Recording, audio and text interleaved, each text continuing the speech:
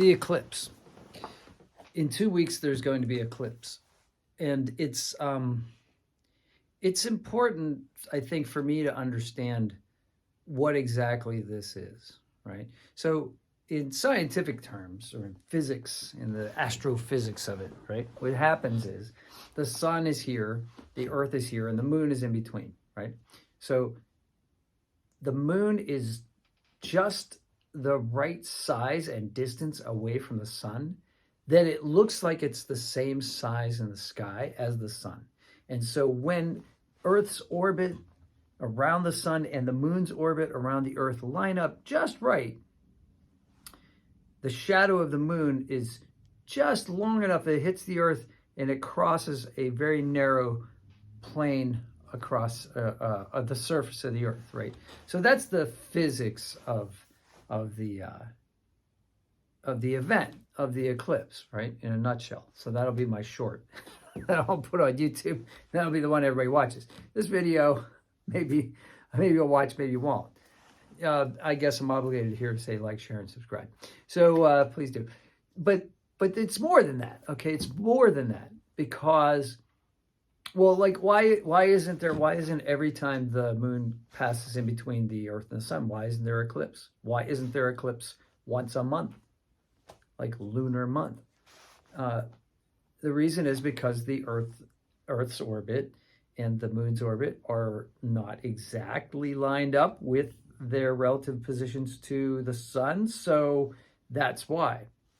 And that's why it's a rare event, relatively rare. I mean, in astronomical historical terms of the universe, it's not rare at all. It happens quite often, actually, every year or so, but at some point on the planet.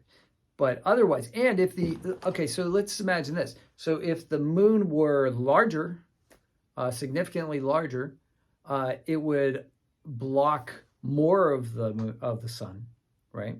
And the whole planet would experience shadow, right? Or a larger part of the planet would experience shadow. But instead, it's exactly 400 times as smaller than the sun, and 400 times away from the sun. So it actually, during a total eclipse, which is what's going to happen here this time, is that it lines up so that the disk, the appearance of the disk of the sun is occulted by the moon, so that we can see the sun's upper atmosphere, basically, what we call the corona. And at one point during the eclipse, there will be this effect, which is called like the wedding ring effect, right? So it has it looks like almost like a diamond in a ring, and until it lines up perfectly, and then there's total darkness. Now, of course, take precautions if you're going to try to watch this. Use glasses. I got some glasses off Amazon I'll review, but make sure that they're NASA certified, right? And test them before you do this, right? So you don't want to be staring at the sun for more, you don't want to stare at the sun with the naked eye. Even with regular sunglasses, not good enough. You need these really dark glasses.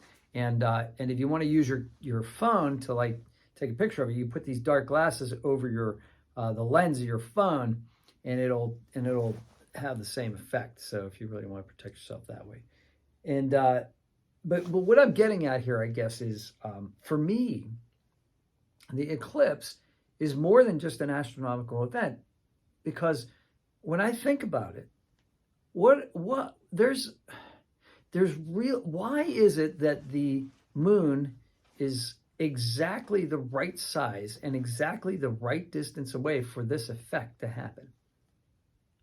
Why is that?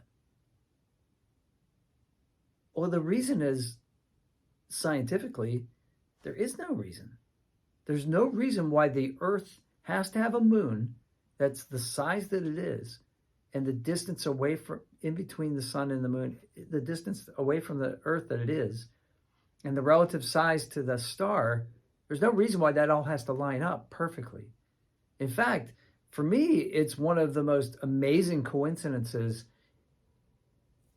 in the universe.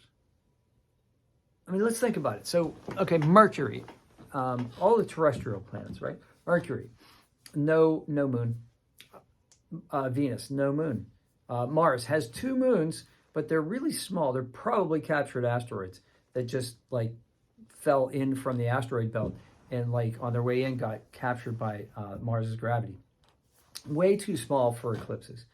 And would you see eclipses on the outer worlds, the big gas giants? Well, we do see the shadows of the Jovian moons on the clouds of Jupiter, but there's no surface there, right? So you wouldn't be able to like observe it, right?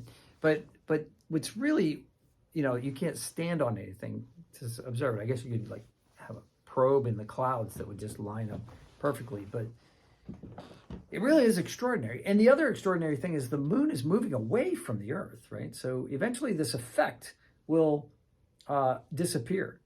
And eventually because the moon will be further away, it won't be able to occult as much of the disk of the sun. And also in the distant past, the moon was much closer to the Earth, so you wouldn't have had this effect either, right? And the current theory about like how the moon was created is that the moon like was a Mars-sized object that hit the Earth at a glancing blow, like on a glancing angle, and both became kind of molten, and then they both like developed. And all of this is since Apollo landed, because they were trying to account for the variance in different types of material, different types of elements, and that sort of thing. So it's only in the last 50 years that we've even thought about like this new kind of theory as to why the moon is what it is, because other people thought it was captured, and there are all kinds of other theories. But I guess what I'm getting at is that this is special. This is special. If there were any part of like science that I know of, I happen to enjoy astronomy, that I know of that would imply that we occupy a special place in the universe, or at least in the solar system. It's the relative sizes of the moon and the sun to the Earth's surface. I just think it's amazing. In fact, I have a series of videos, so check out my channel. There's a whole series of videos that's just about the Fermi paradox. Now, if you don't know what the Fermi paradox is, the Fermi paradox is basically, there was this guy named Fermi, Enrico Fermi.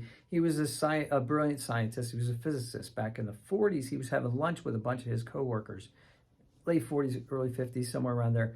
And they were arguing about, he just said, where is everybody? He said, if there is intelligent life in the universe, why don't we see it when we look at the night sky? Why don't we detect it with our radio detectors? Why don't we hear their signals? Why don't we see the structures that they made? Why haven't they contacted us? There's certainly been enough time in the universe for an intelligent civilization to populate the entire galaxy, and yet we're not surrounded by Star Trek type civilizations. It just doesn't, it's not there, right? When you look up in the night sky, it's not there. And there's many theories, right? So, one of the ideas is that like things like the Mars-sized object hitting the Earth and becoming the moon and stabilizing the moon's or the Earth's rotation on its axis, which it does, having a big moon like that, like a moon that's 1/6 the size of the Earth at the distance that it's at, it allows for a lot of life to happen. Life would be very chaotic and different here if it weren't for that stabilizing force. Scientists theorize. And so just that allowing intelligent life, allowing the biomes to be stable enough for intelligent life to exist, for us to like evolve into what we've evolved into, is just an amazing coincidence. Like, how many times does that happen in the universe where these two large objects hit and they're not instantly destroyed? I mean, there's no reason why, if the angle weren't different, that Mars-sized impactor on the Earth, on the proto-Earth, there could be a second asteroid belt right here at 93 million miles away from the sun, just like there is between the orbits of Mars and Jupiter. You'd be 2 asteroid belts. There's no reason why that couldn't have happened. But one of the things that's, when you start thinking about these things, these coincidences, and how they have to add up in order for things to allow us to exist, people talk about this in terms of what they call the anthropic principle. And the anthropic principle is basically that the universe is the way the universe is because it allows for humans to exist. And that seems really like egotistical, right? Really human-centric. But in a way, it's hard to escape that, right? Because if the sun were closer to the center of this galaxy, the radiation would be so much that biological life as we know it wouldn't be able to exist. If the Earth didn't have an ozone layer, same thing. There's just gamma ray bursts. There's so many different things that allow us to be here right now. And so when I look at that eclipse, I'm going to see a special moment for me because it's going to be a confirmation of the idea that, yeah, maybe humanity is here at a special time. And that's okay. That's okay. I think I'm allowed to think that, even as a scientist, a skeptic. I don't necessarily. I have a lot. I have this practice, okay, that I do in the mornings. I wake up, and a lot of times I wake up before the sun is up, but I will get on the floor. I will get on my knees, and I will look to where the sun is going to come up. Approximately where I think it's going to come up, and I just say thanks, thanks for letting me be here and enjoy this and appreciate this beautiful day that I'm going to have on planet Earth. And is that a religious thing? Maybe, in a way. Certainly, for me, it's a spiritual thing. In a sense, because what it does is it lets me understand my relative size to the universe by realizing where I am in the universe, that I'm on the surface of a planet that is 93 million miles away from its star in a habitable zone with an atmosphere and ozone layer, and usually I can hear birds chirping, with other creatures. And so so I feel like this big, a sense of insignificance in the vastness of those numbers. But I also feel a sense of belonging too, because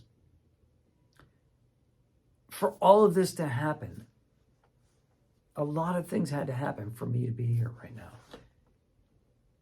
And I should probably appreciate that, And it helps me to go out and interact with other biological life forms like myself. And just sometimes it lets me step back and realize that whatever implied differences I think that we have, whatever disputes or me squabbling over the finite resources that I think are finite on this planet, in the cosmic scale of things, it really doesn't matter. Like all those little things just don't matter. But yeah, so when I go to see this eclipse, when I go into the path of totality, God willing that there's no cloud cover, then, but even if there is, on that day, I will sit here and I will think about how special it is to be right here, right now. So let me know what you think. Put it in the comments. I'd love to hear from you. Thanks all 13,000 of you for being out there. Great, great community. I just love all you guys. All right.